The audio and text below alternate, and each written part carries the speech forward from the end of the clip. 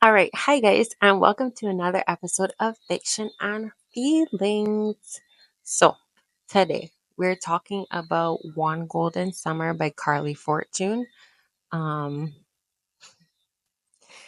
Now, I have a love hate relationship with Carley Fortune. That's what we'll start off by saying. I hate books.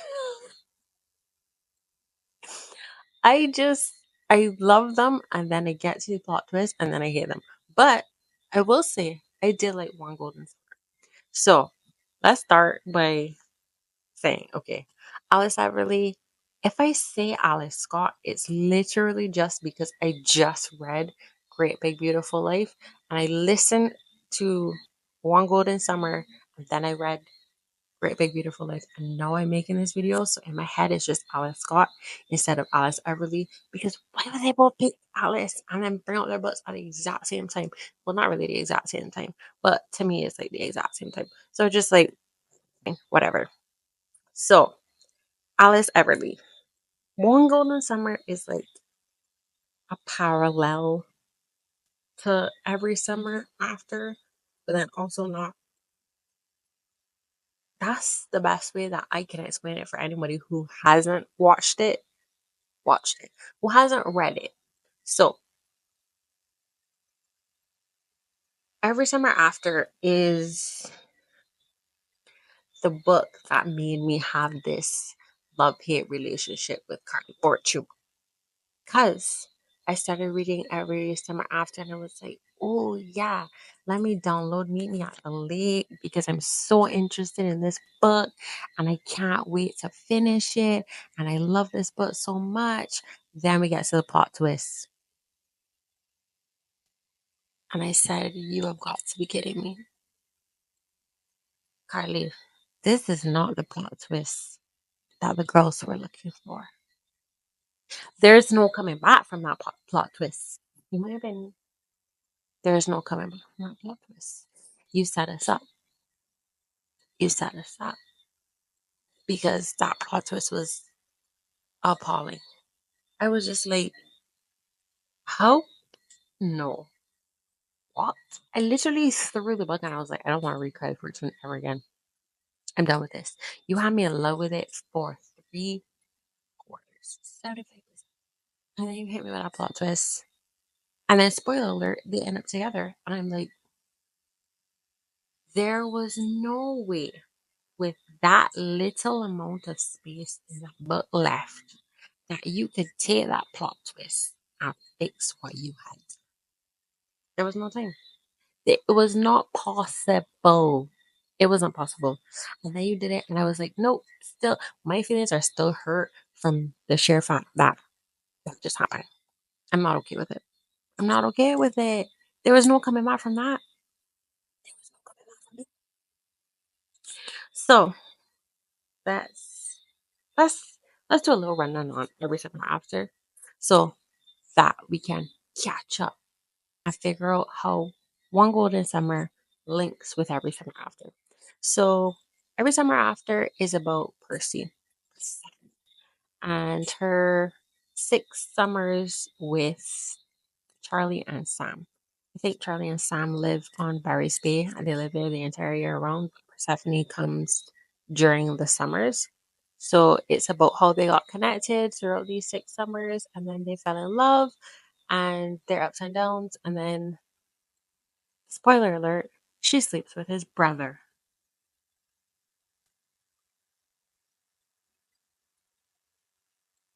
No, absolutely not. That pissed me off so bad. I was so pissed. I was like, are you kidding me? Why would why would you do? Why would you do? Then it starts.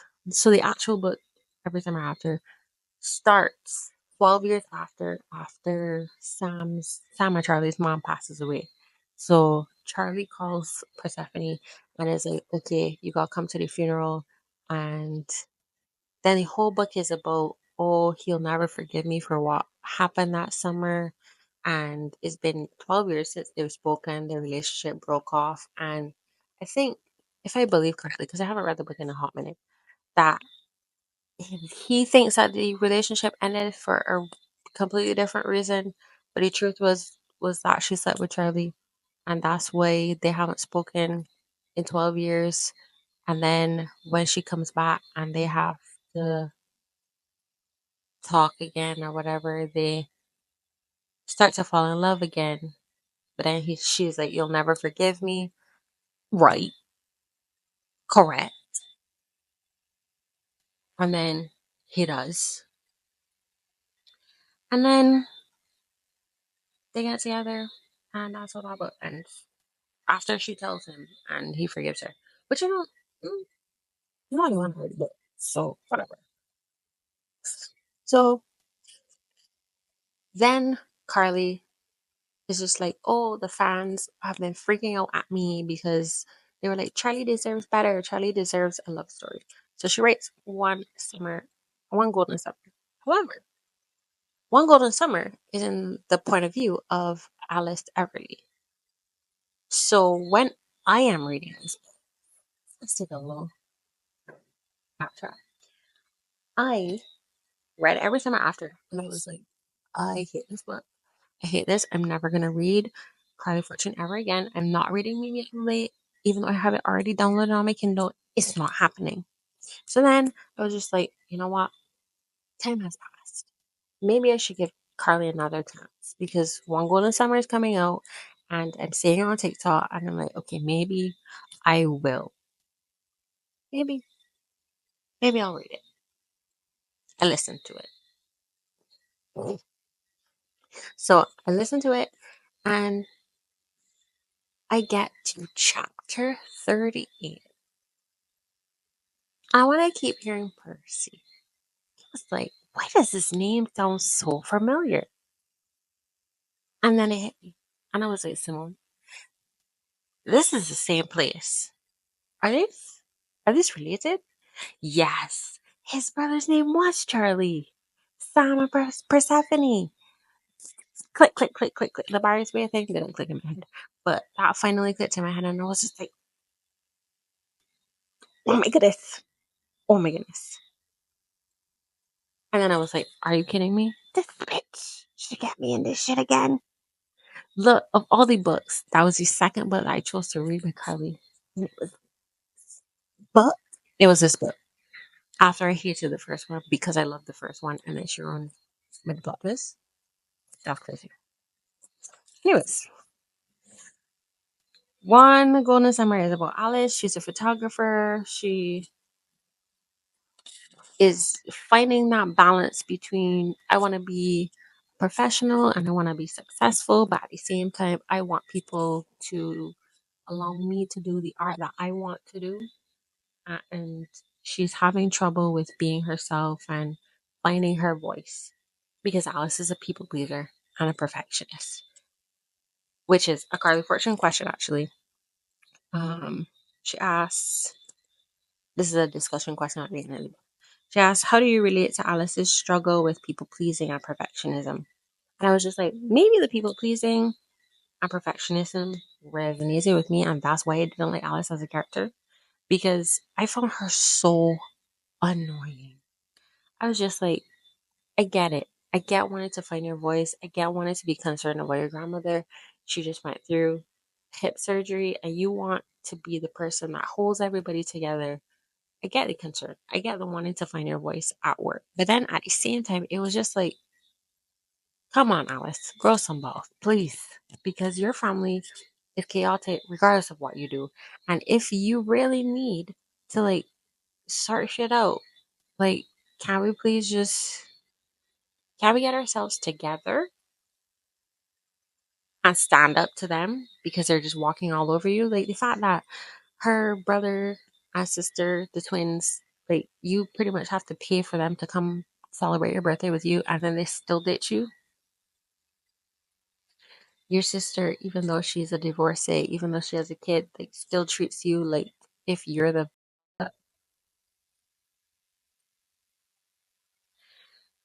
him and her and your dad kind of like, and your mom is just like off in a different place, living her best life. And you really think that you're the glue for all of this chaos and are not speaking your truth is the way to go. Interesting take, Alice. I don't agree with you. And then it's just like letting your family walk all over you. So it's not keeping the peace anyway. So all of that happens. And Alice, how she connects with Persephone and Sam and Charlie is that she was there one of the summers that they were driving around on their boat when she was 17, and she never talked to them. She took a picture of them, and picture helped her career, but she never interacted with them. Um, she later meets Charlie and realizes that he's one of the guys that's in the picture. And it was just coincidental because she was staying at her grandmother's friend's cottage at Barry Bay.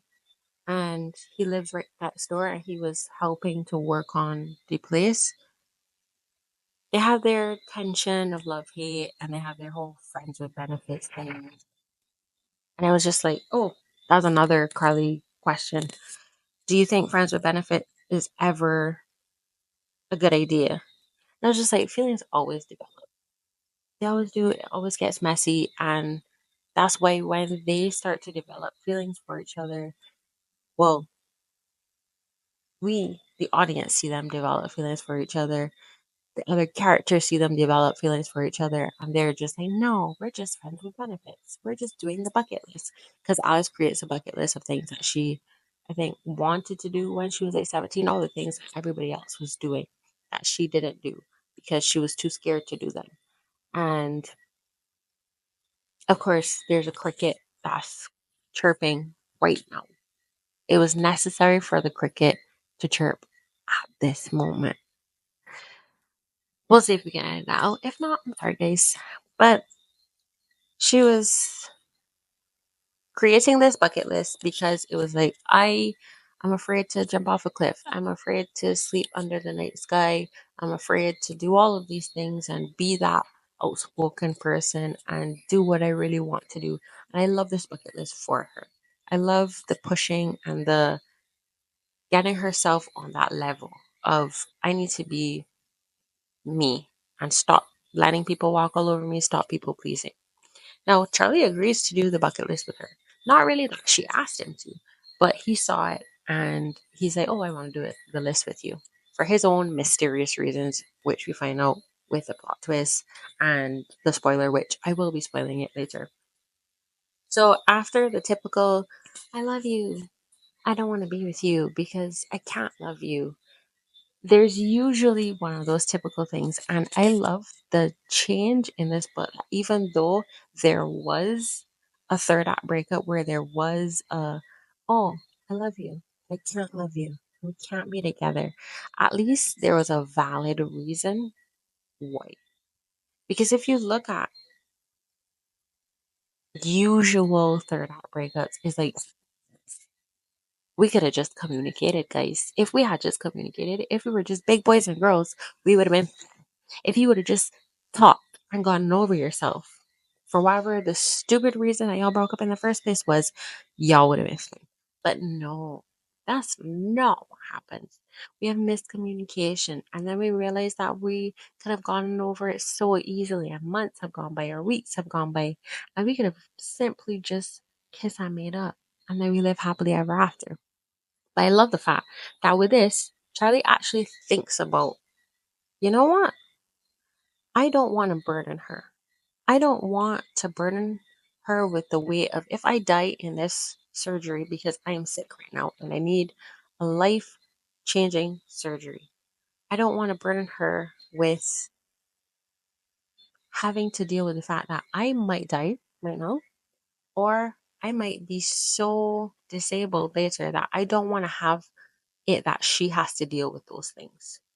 And I love that he took that into consideration. Like, even though it was a friends with benefits thing, like the characters still grew throughout the book. Like both characters had their own journeys with the bucket list and own reasons for the bucket list. And I feel like they both grew by the end. Even if they didn't end up together, even if he had passed away, that there would have still been like a resolution of growth in the book. I'm glad that she didn't kill him off, but still, there was a resolution of they've both come to a place where Alice is now speaking up for herself. And Charlie has now grown to be more mindful of other people and to not just be thinking of himself and to care about what's going on with people's feelings, etc. Like he is starting to love himself again and realize that he does deserve love. Because after what happened with Percy, he shut himself off and didn't think that he believed that he deserved love because of what he had done with Percy, how he had hurt his brother, and not being there for his mom as much as he wanted to be. But Alice was able to help him see, you know what? You are worthy of love despite all of the things that you've done, all of the mistakes that you've made. Doesn't matter that you were promiscuous. You're better now. You're doing great. And that's good. Like, be you. Do you. And I just loved that. It gives a what to remember vibes of how Shane and Mary, I think her name was Mary. I don't remember what her name was, but that I'm gonna die, so I don't want to fall in love with you. Please don't fall in love with me. But in the end, they still fall in love with each other because they're just meant to be together and they're so cute. And that really gave me the what to remember vibe. So I understood why there was a start out breakup and I was okay with it because of that fact, because of the sickness. I love that they didn't just try to play it off as, oh, it doesn't matter that he's sick. We'll be all odds against everything and just wrap it up with like a bow and pretend like if sickness doesn't affect people, that you can't fall in love with somebody that's sick and then lose them one day after, 2 weeks after, a couple months after, a couple years after. I love that that happened where she still fell in love with him even though he was sick.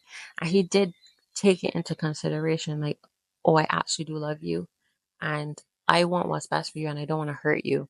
And I can love myself as well and all the things. And then at the end of the day, I still don't want this burden for you. And I thought that was respectful of her as a person. And it wasn't just as easy as, oh, we could wrap this up and we can be together and we're going to fight this together and sugarcoating having a heart thing. I mean, of course, it was still a story. And of course, they still wrapped it up of him living well and doing well. But it felt like if more realism was brought in to not so much realism, the fiction.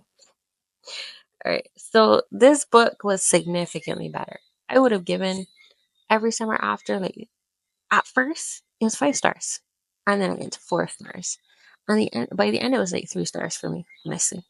But One Golden Summer, I would give it a solid 4 stars because I liked it. It was a bit of a drag because Alice's story, like, I just found her annoying. I just, her family was so obnoxious and selfish. I was just so annoyed to have to read their parts. Listened. So to listen to their parts, and I don't obviously you can't skip through reading how you would skip through with a book. So I had to listen to their parts, and I was just like, this is annoying. I'm so over listening to Alice's family just be annoying. But I loved how they came together for her when she was going through it, when he said that he didn't want to be with her. When they all came, I was just like, that's so cute. But yeah, I do think that the ending. Oh, fun fact. I'm just looking at my notes. Fun fact. It literally took me to chapter. No, I said 38 earlier. It was 35. Chapter 35 to realize. And I was like, this bitch. I hate this bitch. Which actually made me think about the fact that like with parasocial relationships, like people start to hate the people themselves, the authors themselves, because of books. And we gotta be able to separate like the hate for the book. And it also made me think about sometimes books are supposed to evoke emotions. And sometimes it's the author's point to evoke an emotion of hatred against a character or agony, pain, disgust, love, lust. And therefore, by the end of the book, sometimes it is your point that you're supposed to be angry. You're supposed to be upset. So then I can't give a book a 1 star just because it pissed me off. If that was the point, wouldn't it then be a 5 star because it did exactly what it was supposed to do? So then it just mind F's me that I'm just like, I don't know how to rate books sometimes because I'm like, well, it did do a great job of pissing me off, which was getting me to feel an emotion, any sort of emotion about the book. At the same time, maybe I didn't like this. Maybe I didn't like the style. So then sometimes I look at the characters and I go, did I actually like the plot of it all? What did I hate about it? And is that worthy of taking off stars? Is that just style things on that person's part? Because you can not vibe with like an author. Like they have their styles and you could not vibe with them and be like, okay, I don't really like their art specifically. But one, you don't have to read it. Two, it has nothing to do with them. It's their art and it's part of their art to have positive responses, but also critiques of, like, let's say it's not written well, to critique it that way rather than say, oh my gosh, they suck at writing or what's not. When it isn't a writing thing, it's more of just your opinion on their style. So that was just like a little bit of food for thought after the fact that even if I hated the book, you just need to remember that it's her art and some people love the books, some people hate the books. It's supposed to evoke strong emotion. And sometimes I just maybe it's me sometimes. And I feel like that's because you could go into reading like when you're in a reading slump, you don't want to go into a book that's reminding you of what's going on in your life. If you go into a reading slump and you read a book that's exactly what's going on in your life, you're gonna hate that book. But that has nothing to do with the actual book or the character. Because if you were in a different period of your life, you would read that book and go, oh, perhaps you go, oh, maybe it's not that bad. Maybe it's not terrible. Mhm. So sometimes it's your mood and the type of book that you're reading. So then you have to give it a fair chance another time. And if you force yourself to read that book when everybody else is reading it because you want to read it because everybody else is reading it, then you might not be in the frame of mind to accept that book, to take in what that book is offering to you. So that was just like a little food for that PSA. Take it as you will. But I think I might give Mia the Lake a chance. I don't know. At this point, I didn't hate One Golden Summer. I didn't hate it. I would give it a 4 star because I liked it better than I liked Every Summer After. But I loved Every Summer After until the ending. So, like, do I actually hate that book? I don't know. I don't know. I don't know. I don't know.